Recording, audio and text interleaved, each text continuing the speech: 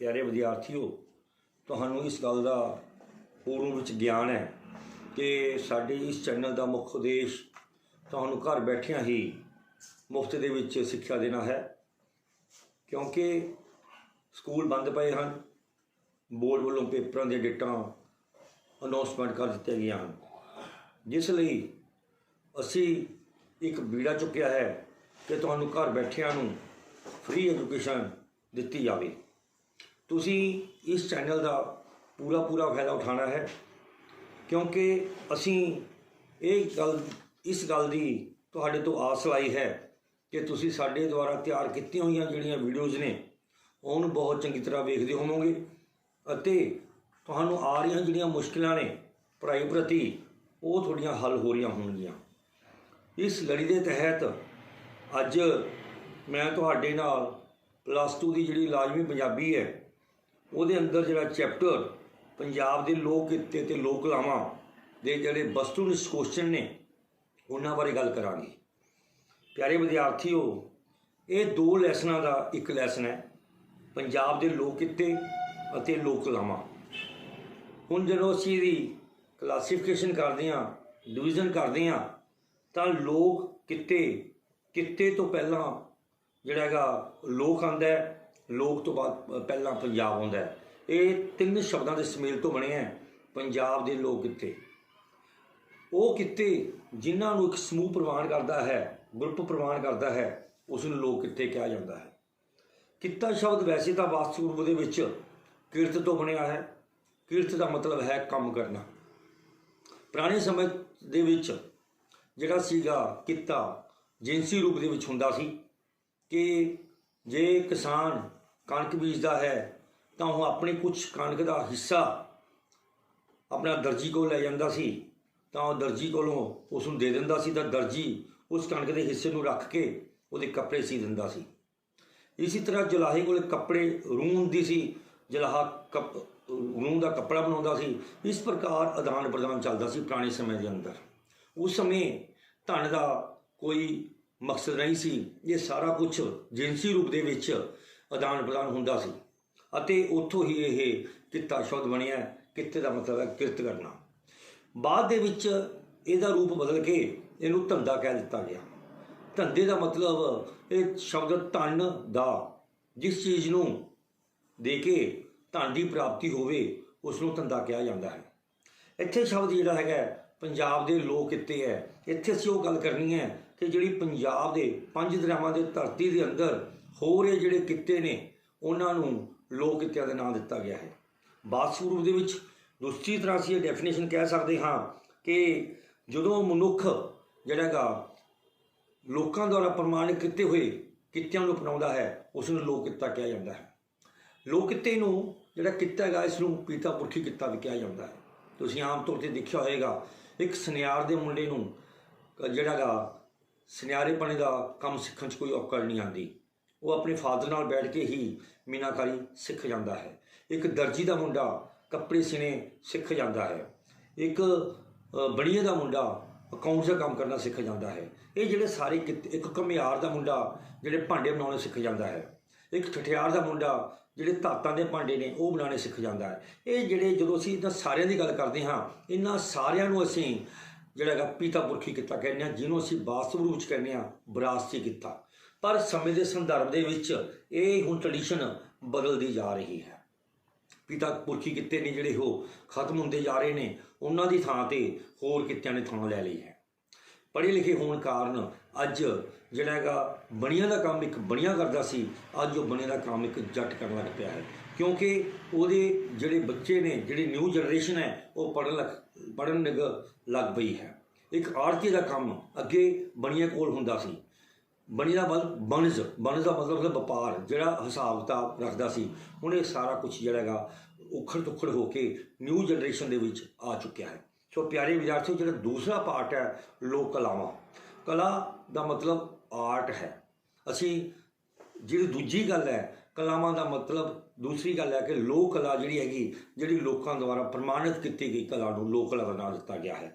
दूसरी गल मनुख द्वारा किते जाण वाले कंमां ते सोहज सादगी और कलात्मक गुणा करके जिहड़ा जन्म हुंदा है, यह लोक कला का जन्म हुंदा है। कोई भी कला बनती है सब तो पहला ਉਹਦਾ परिकल्पना की जाती है। दूजा गल आनंद की प्राप्ति भी कला विचों ही प्राप्त होती है। असी कई बार बहुत कुछ बैठे बैठे सुभाविक रूप के अपना मन के अंदर आए विचारों जो कलमबद्ध करते हाँ तो उत्थे कला की उत्पत्ति होती है। असी डायग्राम ड्रा करते हाँ, मन के अंदर एक फीलिंग लैके आने हाँ, एक कलात्मक पिक्चर एक दृश्य बनाने हाँ, जो असी उसनों अपना कंधा के उत्ते ड्रा करते हाँ बनाने हाँ तो वह कला का रूप आता है। दूसरी गल कला जी हैगी मनुख की मानसिक तृप्ति को भी पूरा करती है। तुसीं आम तौर पर देखा होगा कि कला दे विच म्यूनल चित्रकारी आ जाती है कच्चे कंधां की चित्रकारी आ जाती है। ये जिहड़े चित्र ने ये कला के पार्ट ने। सो प्यारे विद्यार्थियों ये जिहड़ा कृपाल कयाक दा जिहड़ा तुहानूं प्रोफैसर कृपाल कयाक है उन्हां दा जिहड़ा लेख है तुहाडे सिलेबस दे विच लग्या होया है पंजाब दे लोक किते ते लोक कलावां। पिछले कुछ साल पहला लाजमी पंजाबी दे अंदर ये 2 चैप्टर सन, लोक कलावां दा वखरा चैप्टर सी ते लोक किते दा वखरा चैप्टर सी। असी सभ्याचार नूं मुख रखदिआं होइआं असी इन्हां दी डेफिनेशन डिफाइन करनी है कि लोक किते है जां लोक कलावां ने। फोक आर्ट जिहड़ा फोक आर्ट लोक कलावां नूं कहा जाता है। सो जिहड़े कित्तियां दी मुहारत कारण समाज का विकास संभव हो सकिया है वो जिहड़ा सारा कुछ है लोक कित्तिया कारण हो चुका है, पिता पुरखी कित्तिया कारण हो चुके हैं। संस्कृति विच हੱਥ ਨੂੰ की कहा जाता सी, इहनूं कर कहा जाता सी। लोक कित्ता किसनूं कहा जाता है, पिता पुरखी कित्ते नूं लोक कित्ता कहा जाता है। जिहड़ा सानूं विरासत दे विच जिहड़ा कित्ता मिलदा है उसनूं लोक कित्ता कहा जाता है। घड़ा चाटी कुज्जा दीवा चप्पन मट बलटोही आदि वस्तुआं ये कौन बनाता, एक घमियार बनाता है। ये सारिया ही वस्तुआं मिट्टी तो तैयार की जाती हैं। मिट्टी का काम है जिहड़ा घमियार के सिरे हुंदा है। सरों तारा बीरा बड़ेवें आदि बीजां विचों की निकलता है, इन्हां विचों तेल निकलता है। बाग ते फुलकारी की कढ़ाई किस कपड़े उपर की जाती है, रंगे हुए खद्दर उपर। जी फुलकारी है ये रंगा हुआ खद्दर है वो उत्ते ही निकलती है। जो बाग है ये फुलकारी की एक किस्म है। सो मनुख द्वारा तैयार किए जाने वाले कामों के सोहज सादगी और कलात्मक गुणा करके किस का जन्म होया, ये साड़ी लोक कला का जन्म होया। शास्त्री कला के नियम किहो जिहे हुंदे हन। जिहड़ी शास्त्री कला हैगी ये लिखती ते वजमें नियम होंदे ने, एक नियमां दे अंदर बन्नी हुंदी हैगी।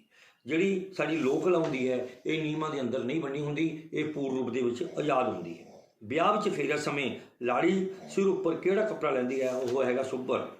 कागज़ या गत्ता गाल के बोईए अते गोहटे किहड़ी मिट्टी तो बनाए जाते हैं, ये गाचनी या मुल्तानी मिट्टी नूं जदों गत्ते विच या कागज़ विच मिक्स किया जाता है उतों जिहड़ा बोईया जिहड़ा बोईए नूं असीं टोकरी कह दिंदे हां। नवें रूप दे विच असीं टोकरी दा नाम लै दिंदे हां, पर पुराने रूप च उहनूं बोईया कहा जाता सी।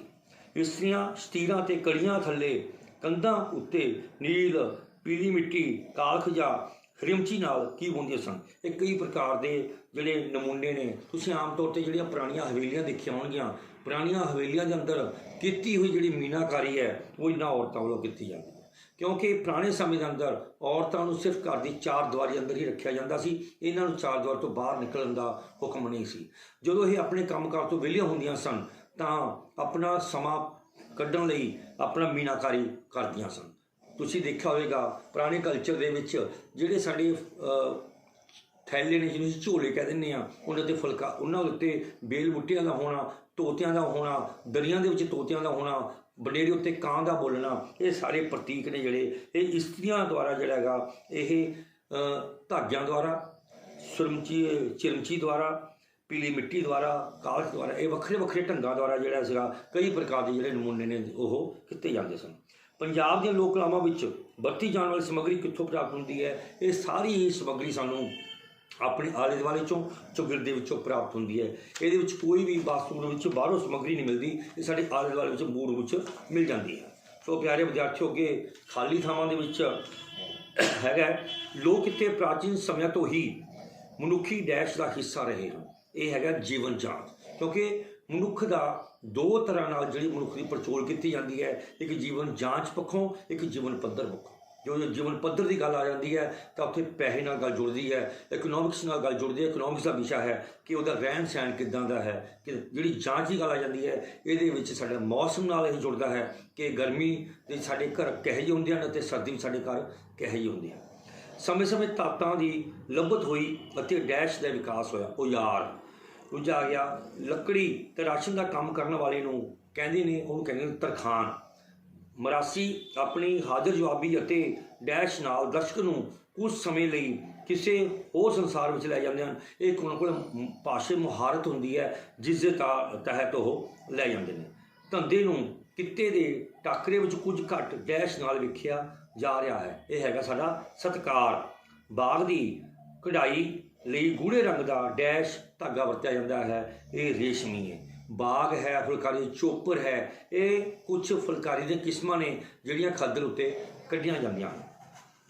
सुबर गूढ़े डैश रंग नाल कढ़ाई जिहड़ा किता खद्दर हुंदा है, ये लाल रंग की कढ़ाई हुंदी है जिहड़ी खद्दर हुंदा है। सुबर विआह विच फेरे समय डैश अपने सिर उत्ते लैंदी है, ये लाड़ी लैंदी है।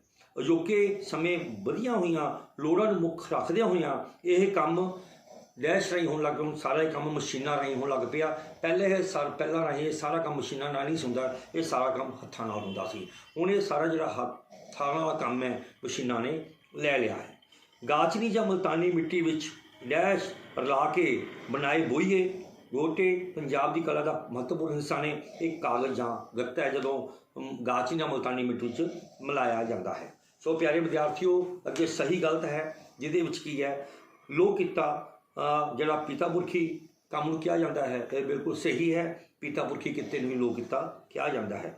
लोक किते विच उस्तादी शागिर्दी की परंपरा होंदी है, बिल्कुल ठीक है। उस्ताद ते शागिर्दी की जिहड़ी परंपरा लोक कित्यां विच होंदी है। बघियाड़ी सगी फुल डंडियां राणी हार पुरुषों के गहने हैं, ये गलत है। पुरुषों के गहने नहीं, ये औरतों के गहने हैं। पंजाब के लोक कित्तियां सदियों तो पंजाबी सभ्याचार अते पंजाबी रैकल का अनिखड़ मांग रहे हैं, बिल्कुल ठीक है, अनिखड़ मांग रहे हैं। लोक कला आल मानव तो ही मनुख की मानसिक तृप्ति का साधन रही है, बिल्कुल सही है। कि जो मनुख थक जाता है उसको थकावट आती है तो अपनी मानसिक तृप्ति को पूरा करने लई लोक कला का सहारा लैंदा है। सो पंजाब दियां बहुत सारिया लोक कलावां दियां सिरजक इस्त्रियां हैं, बिल्कुल सही है। जिन्नियां साडियां जिन्ना भी साडा जिहड़ा हैगा लोक कलावां होईयां ने, जिन्नी भी साडी जिहड़े बेल बूटियां जिहड़ियां ने बनाईयां जांदियां ने, ये साडियां इन्हां दा सिरजक इस्त्रियां ही ने, बिल्कुल ठीक है। पंजाब के लोक कलावां विच लोकां दे जीवन का दुखांत पहलू पेश होया, बिल्कुल गलत है। ये दुखांत पहलू पेश नहीं होया। चोपर अते सोबर विआह दियां फुलकारियां हैं, बिल्कुल ठीक है। छमाच फुलकारी की कढ़ाई पत्थर के टुकड़े ला के की जाती है, बिल्कुल गलत है। लोक कलावां विच वरती जाने वाली समग्री उचेचे तौर पर इकट्ठी करनी पैंदी है, बिल्कुल गलत है। उचेचे तौर पर कोई इकट्ठी करने की लोड़ नहीं पैंदी, इस सुभाविक रूप के विच सानूं मिल जाती है। पंजाब के लोक किते ते लोक कलावां लेख का लेखक कौन है? ये साडा लेखक कृपाल कजाक है, प्रोफैसर कृपाल कजाक। औजारां का विकास किस चीज़ की लभत नाल होया? धातां दी। लोहे के औजार बनाने का किता करने वाले नूं लोहार कहा जाता है। सोने के गहने घड़न का किता करने वाले नूं सुनियार कहा जाता है। मरासियां कोल किहड़ी कला हुंदी है? भाषाई मुहावरे। जिहड़े मरासी ने भाषाई मुहावरे नाल जिहड़ा हैगा ओह कीलदे ने कि मूरले दर्शक नूं एक बार चंबे च पा दिंदे ने कि यह की गल कह गया है। सो प्यारे विद्यार्थियों अगली जिहड़ी साडा हैगा कविता भाग दे विच मेरा बचपन हरभजन सिंह की कविता है। ये अंदर एक बचपन की गल की गई है, लेखक द्वारा दसिया गया है कि जिस प्रकार बचपन के बच्चे के सिर के उत्तों प्यो का साया जड़ा उठ जाता है, उसका बचपन आम बच्चों के बचपन वर्गा नहीं रहता, सगों अजिहा बचपन मुश्किलों से जिम्मेवारियों के बोझ थले दब जाता है। हरभजन सिंह ने इस कविता के राही दिखाया है कि बचपन की है। जिहड़ी साडी ये पुस्तक हैगी इहदे विच हरभजन सिंह की किहड़ी कविता हैगी? ये मेरा बचपन। मेरा बचपन कविता विच किस रिश्ते की गैरहाज़री का कारण बच्चे का बचपन रुलदा है? ये अंदर एक पिता की गैरहाज़री है जिस कारण बच्चे का बचपन रुल जाता है। पुत्र के छेती छेती गभरू होने की लोचा किसके मन में होंदी है? ये गभरू होने की लोचा बच्चे की माँ के मन में होंदी है। मेरा बचपन कविता विच माँ ने अपने हथी अपने पति की चिता जलाई, बिल्कुल सही है। ਕਿ ਜਦੋਂ ਉਹਦੇ ਪਤੀ ਦੀ ਜਵਾਨੀ ਵਿੱਚ ਮੌਤ ਹੋ ਜਾਂਦੀ ਹੈ ਤਾਂ ਆਪਣੇ ਹੱਥੀਂ ਉਹਦੀ ਚਿਤਾ ਜਲਾਉਂਦੀ ਹੈ। ਮੇਰਾ ਬਚਪਨ ਕਵਿਤਾ ਵਿੱਚ ਮੂਲ ਰੂਪ ਵਿੱਚ ਕਿਹੜਾ ਰਿਸ਼ਤਾ ਵਿਚਰਦਾ ਨਜ਼ਰ ਆਉਂਦਾ ਹੈ? ਮਾਂ ਪੁੱਤ ਦਾ। ਮੇਰਾ ਬਚਪਨ ਕਵਿਤਾ ਵਿੱਚ ਕਿਸ ਸ਼ਾਇਰ ਦੀ ਰਚਨਾ ਹੈ? ਇਹ ਕਿਹਦੀ ਲਿਖੀ ਹੋਈ ਹੈ? ਇਹ ਹਰਭਜਨ ਸਿੰਘ ਦੀ ਹੈ। ਖਾਲੀ ਥਾਵਾਂ ਦੇ ਵਿੱਚ ਗੱਲ ਆ ਜਾਂਦੀ ਹੈ, ਸੌਣ ਨਿਚਿੰਤ ਨਿਮਕਣ ਮਾਵਾਂ, ਸਾਡੇ ਵਿਹੜੇ ਮੇਰੀ ਕਹਾਣੀ, ਇੱਕ ਸੀ ਰਾਜਾ ਇੱਕ ਸੀ ਰਾਣੀ। ਇਸ ਪ੍ਰਕਾਰ ਜਿਹੜੀ ਇਹ ਮੇਰਾ ਬਚਪਨ ਕਵਿਤਾ ਹਰਭਜਨ ਸਿੰਘ ਦੀ ਹੈ, ਇਹਦੇ ਅੰਦਰ ਕਵੀ ਨੇ ਜਿਹੜਾ ਗਾ ਇੱਕ ਬਚਪਨ ਦੀ ਗੱਲ ਕਹੀ ਹੈ ਕਿ ਇੱਕ ਫਾਦਰ ਬਗੈਰ, ਇੱਕ ਪਿਤਾ ਬਗੈਰ ਜਿਹੜਾ ਬਚਪਨ ਹੈ ਉਹ ਅਧੂਰਾ ਹੈ। ਕੇਂਦਰੀ ਭਾਵ ਦੇ ਵਿੱਚ ਕੀ ਲਿਖਾਂਗੇ ਕਿ ਮੇਰਾ ਬਚਪਨ ਜਿਹੜੀ ਕਵਿਤਾ ਹੈਗੀ ਇਹ ਹਰਭਜਨ ਸਿੰਘ ਦੀ ਆਪਣੀ ਰਚਨਾ ਹੈ। ਇਸ ਦੇ ਵਿੱਚ ਕਵੀ ਨੇ ਜਿਹੜਾ ਗਾ ਉਸ ਬੱਚੇ ਦੀ ਗੱਲ ਕੀਤੀ ਹੈ ਜਿਸ ਬੱਚੇ ਦੇ ਜਨਮ ਸਮੇਂ ਤੋਂ ਹੀ ਉਸਦੇ ਪਿਤਾ ਦਾ ਜਿਹੜਾ ਸਾਇਆ ਸੀ ਉਹਦੇ ਸਿਰ ਤੋਂ ਉੱਠ ਗਿਆ ਹੈ ਕਿ ਉਸਦਾ ਬਚਪਨ ਆਮ ਬੱਚਿਆਂ ਵਰਗਾ ਨਹੀਂ ਰਹਿੰਦਾ, ਸਗੋਂ ਜਿਹਾ ਬਚਪਨ ਮੁਸ਼ਕਿਲ ਅਤੇ ਜ਼ਿੰਮੇਵਾਰੀਆਂ ਦੇ ਬੋਝ ਹੇਠ ਦਬ ਜਾਂਦਾ ਹੈ। ਇਸ ਪ੍ਰਕਾਰ ਜਿਹੜਾ ਕਵੀ ਨੇ ਇਸ ਅੰਦਰ ਮੇਰੇ ਬਚਪਨ ਦੀ ਜਿਹੜੀ ਗਾਥਾ ਹੈਗੀ ਕਿ ਕਿਸ ਪ੍ਰਕਾਰ ਮਾਂ ਉਸ ਨੂੰ ਪਾਲਦੀ ਹੈ ਅਤੇ ਮਾਂ ਉਸ ਤੋਂ ਲੋਚਾ ਕਰਦੀ ਹੈ ਕਿ ਮੇਰਾ ਪੁੱਤਰ ਵੱਡਾ ਹੋਵੇਗਾ ਅਤੇ ਆਪਣੀ ਜ਼ਿੰਮੇਵਾਰੀ ਦਾ ਅਹਿਸਾਸ ਕਰੇਗਾ। ਅਤੇ ਇਸ ਪ੍ਰਕਾਰ ਜਿਹੜੀ ਇਸ ਕਵਿਤਾ ਦੇ ਅੰਦਰ ਜਿਹੜਾ ਹੈਗਾ ਹਰਭਜਨ ਸਿੰਘ ਨੇ ਇਹ ਗੱਲ ਕੀਤੀ ਹੈ। ਸੋ ਪਿਆਰੇ ਵਿਦਿਆਰਥੀਓ, ਅੱਜ ਦੇ ਇਸ ਲੈਕਚਰ ਦੇ ਵਿੱਚ ਹੀ ਆਪਾਂ ਨੇ ਪੰਜਾਬ ਦੇ ਲੋਕ ਕਿੱਤੇ ਅਤੇ ਲੋਕ ਕਲਾਵਾਂ ਅਤੇ ਹਰਭਜਨ ਸਿੰਘ ਦੀ ਜਿਹੜੀ ਕਵਿਤਾ ਹੈਗੀ ਮੇਰਾ ਬਚਪਨ ਦੇ ਉੱਤੇ ਕੁਛ ਆਪਾਂ ਵਸਤੂ ਨਿਸ਼ਕੋਸ਼ਨ ਕੀਤੇ ਹਨ। ਮੈਨੂੰ ਆਸ ਹੈ ਕਿ ਤੁਸੀਂ ਵੀਡੀਓ ਨੂੰ ਲੈ ਕੇ ਸ਼ੁਰੂ ਤੋਂ ਲੈ ਕੇ ਅਖੀਰ ਤੱਕ ਜ਼ਰੂਰ ਵੇਖੋਗੇ ਅਤੇ ਇਸ ਦੇ ਅੰਦਰ ਜਿਹੜੇ ਤੁਹਾਨੂੰ ਪੜ੍ਹਾਏ ਗਏ ਜਿਹੜੇ ਕੁਐਸਚਨ ਨੇ ਉਹਨਾਂ ਨੂੰ ਤੁਸੀਂ ਯਾਦ ਕਰੋਗੇ ਤੇ ਫਾਈਨਲ ਪੇਪਰਾਂ ਦੇ ਵਿੱਚੋਂ ਬਹੁਤ ਵਧੀਆ ਨੰਬਰ ਲੈ ਕੇ ਪਾਸ ਹੋਣਗੇ। ਸਾਡੀ ਵੀਡੀਓ ਵਧੀਆ ਲੱਗੀ ਹੋਵੇ ਇਸ ਨੂੰ ਲਾਈਕ ਜ਼ਰੂਰ ਕਰੋ, ਇਸ ਨੂੰ ਵੱਧ ਤੋਂ ਵੱਧ ਸ਼ੇਅਰ ਕਰੋ ਤੇ ਚੈਨਲ ਨੂੰ ਸਬਸਕ੍ਰਾਈਬ ਕਰੋ ਤਾਂ ਜੋ ਸਮੇਂ-ਸਮੇਂ ਤੇ ਸਾਡੇ ਦੁਆਰਾ ਤਿਆਰ ਕੀਤੀਆਂ ਜਿਹੜੀਆਂ ਵੀਡੀਓ ਨੇ ਤੁਹਾਨੂੰ ਟਾਈਮ ਟੂ ਟਾਈਮ ਮਿਲਦੀਆਂ ਰਹਿਣ। ਧੰਨਵਾਦ।